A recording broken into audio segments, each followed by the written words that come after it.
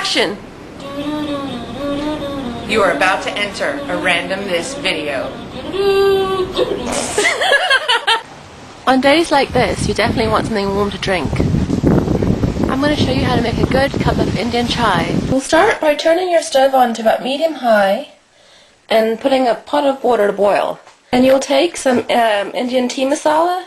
A tea masala is basically just ground up spices like black pepper, cloves, cardamom, cinnamon that will help flavor the tea. If you go to any Indian store, you can ask for a good tea masala brand and they will happily recommend you one.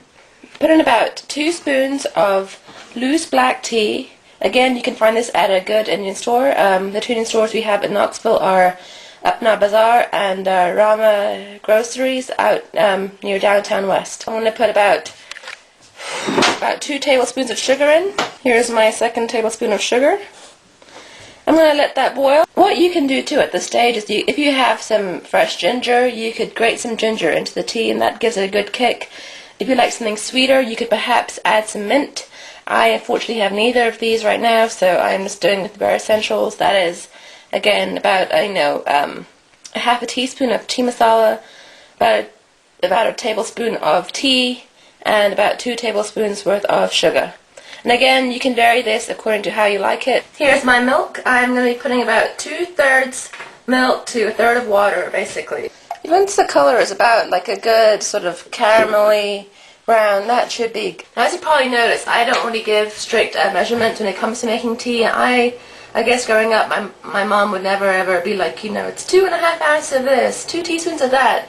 It's always like, look and see what it looks like, and then, smell it, taste it, and see what it is. So, sorry about not giving you strict cup measurements and spoon measurements and all that, but I don't know, it's really hard to work in that way. And this is more fun, you can experiment, you can see, and it's much better, yeah. Growing up in Zambia in Central Southern Africa, where I'm originally from, we would have tea in the mornings and tea in the evenings. I'm sure tea is, a big part of Indian culture, a big part of the British culture, so tea is was a big part of our household, and we would have tea in the mornings before going to school, and again tea in the evenings once, everyone was home again, we'd chat, we'd have a little snack, and talk about the day, talk about things we did, about people we met, etc. And so whenever I have tea, I always think fondly of my family and the good times we've had. Here we go. It's rising. About to come to a boil. It's simmering now. In about a few minutes, I'm going to pour it into my lovely red teapot and try it. I'm going to strain the tea into the teapot so that none of the loose tea comes through. As you can tell, I've already spilled some.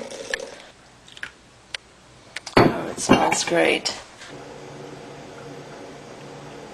It's a little warm, but it tastes really good. It's definitely a good way to start and end your day.